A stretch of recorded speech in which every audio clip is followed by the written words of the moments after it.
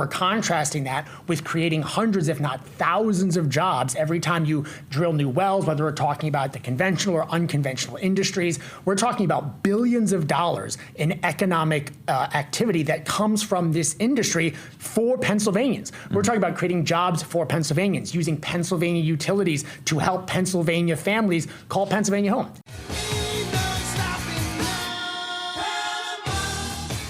Hi, and welcome back to this edition of Talkin with Doyle. We're here as a follow-up to last week's podcast with State Representative David Rowe, who serves as the chairman of the policy committee for the Republican caucus here in Harrisburg. And last week, we identified a lot of the issues that we're seeing with high energy costs. And here we want to talk about some of the proposals that our caucus has to lower some of those costs.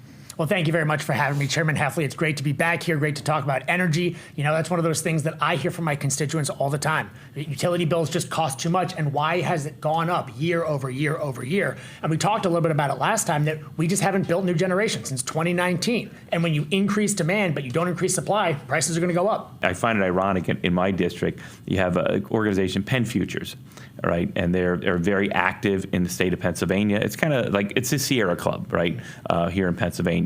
And it's funny because they're always alternative energy. Now that prices are spiking, now they're blaming everybody else for their bad policies that they pushed. And yet now they want to put up solar farms in my district, where they want to clear cut hundreds of acres of pristine forests in the Poconos to put solar panels up. And now they're like, oh, we oppose that.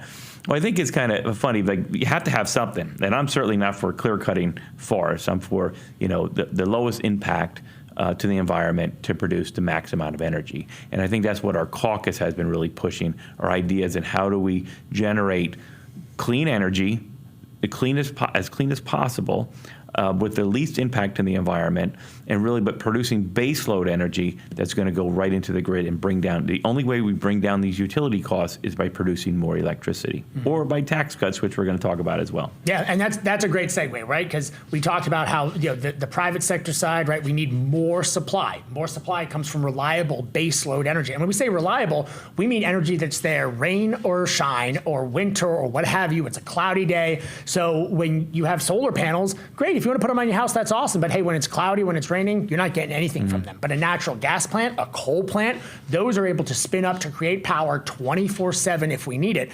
If the wind's not blowing, windmills aren't turning. So this rapid push towards what they call renewable energy sources, which they're not renewable, right? Because wind turbines, they're not recyclable. Those things take thousands of gallons of oil to manufacture and operate. They kill 700,000 birds a year. These solar panels are not recyclable. They end up in landfills. So they're not truly renewable energy sources. So with that, you know, really looking at how do we decrease the cost. And I think one of the things that Pennsylvania is very rich in natural gas. Right now, about 60% of our portfolio for energy production in Pennsylvania is in natural gas. And you know, natural gas emits less carbon and also uses less water than a lot of other sources to produce that. And I think that's really trying. When you look at the SRBC and the DRBC, they should be more and more supportive of that type of development, because they're pulling less water out of the watershed to produce that energy. And that's a Pennsylvania resource, right? So when we're talking about not just lowering prices, we're also talking about creating jobs, creating economic growth. So if we're importing solar panels from China, because China owns 85% of the solar panel market, or we're contrasting that with creating hundreds, if not thousands of jobs every time you drill new wells, whether we're talking about the conventional or unconventional industries. We're talking about billions of dollars in economic activity that comes from this industry for Pennsylvanians. We're talking about creating jobs for Pennsylvanians, using Pennsylvania utilities to help Pennsylvania families call Pennsylvania home. It's not a secret that Pennsylvania's been hemorrhaging population, right? We've lost a congressional seat every census for the last 100 years, sometimes more than one. We see people, I was talking to a person just yesterday, he's got 4 daughters, two of them are in North Carolina, the third one is moving to North Carolina, and the fourth one's still working at home. So the problem is 25% of his family decided to stay in Pennsylvania, 75% left because they can't find jobs here because the cost of living is simply too high. So if we want to stop bleeding population, we have to do things like embrace our legacy industries like the energy, like natural gas, like oil, like coal to create jobs here, but then also drive down the cost of living, drive down the cost of utilities to make Pennsylvania an easier place to call home. And that's one of the things that we've been working on is some regulatory reform so that we can get these plants up and operating because we need that. We need that extra power right now. It's the only way we're going to bring down that money. Pennsylvania exports, 89 million megawatts per hour, an hour per year. It's just insane. So we do export to our neighboring states, as we talked about in there. But we could be producing more. We produce more, and we use that natural gas. And it's not about like expediting the permitting process. Isn't about cutting corners, but it's about making sure that you can get these permits turned in timely, so we can have all the environmental protections in. But instead of like these endless reviews and back and forth. We know what the regulations are. We know how to build it, and let's get this done and get it up because we need to expedite these plants coming online because we need the power now. As we talked about in the last episode as well, everybody's using more electricity, so we need to get more to the market. Those are Pennsylvania jobs, Pennsylvania taxes, and it's reducing the cost of living for every senior citizen and every working class family in this state. This week, we're actually going to be rolling out a package of bills that addresses a lot of that. And one of those, what you just touched on, is the permitting, the red tape. I'm rolling out a bill that will basically say that DEP, which is the state level environmental protection entity, cannot have more restrictive regulations than the federal EPA. Because for a lot of these generators, they just are looking for consistency, right? And so if they can go to West Virginia or Ohio and meet the same state and federal rules, they're just going to do that rather than come to Pennsylvania, meet all the federal rules, then meet all of the far more restrictive state rules that just makes it impossible for them to actually start up here. As you said, it takes years in Pennsylvania to stand something up. There's a reason they're just going to Ohio and West Virginia. And the scary thing is, you talked about how much energy we export. Those states that we're exporting to are New Jersey, Maryland, Virginia, where they are importing 30 to 40% of their power. 30 to 40% of their state power comes from us. And the scary thing is a lot of those very radical policies they've adopted that have forced them to shut down in Maryland 4,000 megawatts of generation alone, those same policies are being pushed here in Pennsylvania. Yes. We're seeing those proposals come out, whether it's the governor's lightning plan or efforts to re-enter us into RGGI. Those types of things will kill our power generation industry. And then if we can't export power to those states, guess what? Their lights aren't going to turn on anymore. And it's ironic that they're kind of the Democratic caucus is really doubling down on bad policies that didn't work in other states, right? RGGI, for example, did not. If you want to drive up the cost for everybody's utility bill, if you like what you're paying now and want to pay another 40 or 60% on top of it, if you just don't want to be able to heat your home by electric heat, or then those policies are going to be great because that's exactly what's happening in those states. You should never, in a state like Pennsylvania, right, we have the second largest natural gas reserve in the country, second only to Texas, right? They call us the Saudi Arabia of America because we have enough power to power the entire country if we needed to. We just can't pull it out of the ground and generate it. And what's heartbreaking is when you have a state like Pennsylvania, we have a very large senior population.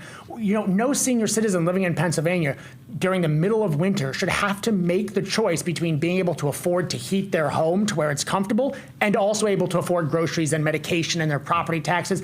People shouldn't have to be making those decisions. We should have so much generation that it's an afterthought for people. And one of the things that we did, and you referenced it a little earlier, was we did pass legislation that eliminated the gross receipts tax. Yes. And what that is, and it's important for people to know, that's not a tax on the utility companies. That's not a tax on the generators. That's a tax on the user, on the ratepayer. Yeah, it's something that you pay when you get your utility bill. You can look at it. There's a gross receipts tax on there that you pay. That's a tax that the state charges you to get your electricity. Yep, and so that's why this tax cut matters, right? Because it's not a tax cut on some entity that you hope the savings trickle down. It's a tax cut on you. Yep. That 6%, you will not have to pay anymore. You get to keep that. Your utility bills will drop by 6%. And when people are paying $200, $300, $400, $500 in utility bills, that adds up month over month. Yep. That's money you can keep in your pocket. In total, it's $1.7 billion across the Commonwealth. And you and I know that if you want to grow the economy, you let people keep more of their money. So if we're talking about one of the largest tax cuts in the history of the Commonwealth, which we as the House passed, the Senate amended the bill and sent it back, all All we need is for the House Democrats to call that bill up, concur on it, and every Pennsylvanian will see the utility bills go down. Let's do something that really drives down the cost of affordability for every single Pennsylvania resident, when at the same time, that's a $1.7 billion stimulus for the Commonwealth of Pennsylvania, because those dollars are going to come right back into the Commonwealth. And I think you contrast that type of plan with Shapiro's lightning plan, right? Where he says just what you said earlier, we're going to tax, energy like crazy. And part of his plan is, and we'll also give you a rebate, right? So I'm going to take a bunch of your money and give you a little bit of it back and call that a win. Yeah. You're still going to end up paying more for your energy across the board. Our plan is just let you keep more of your money in the first place. There's a lot of proposals, and you see the contrast between the Democratic caucus and the Republican caucus. At the end of the day, whether you're a Democrat or a Republican or an independent, whether you vote or even you don't vote, your utility costs are what's really driving a lot of this affordability and inflation in our Commonwealth. So passing that gross receipts tax relief, elimination, would be a tremendous benefit to every resident of this Commonwealth. You look at the governor's budget proposal that spends billions of dollars more than what we're taking in, and you're right, there's no concern. There's no pearl clutching about how we're going to pay for the governor's overspend. But when we're talking about giving people their money back or just letting them keep it, suddenly the sky is falling. And that's really the difference between the policies and why we're committed as a caucus, why I'm committed as a state representative for the district that I represent, to make sure we're representing common sense ideas to lower the costs, but also reflective of the values of the working class people. I mean, we talk about America 250, and that's coming up. So we are here in budget week and recording this video, and we'll probably have some updates towards the end of the week as well. It's going to be a interesting week. But people talk about liberty. And people talk about freedom, and we look back to our founding fathers. They set up a nation where people could live as they choose, in the house that they want to live in, and own property, and have those rights to be a free society and governed in a republic. And we should be celebrating that. We shouldn't be looking at this time when we're celebrating America 250 to raise taxes or restrict how people, because if you look at one of the biggest things that people need to be free is energy, right? You want to be able to turn your lights on. You want to be able to drive somewhere if you need to drive there. And we need to keep those costs down so that people can experience and enjoy the liberties that our founding fathers intended us to have.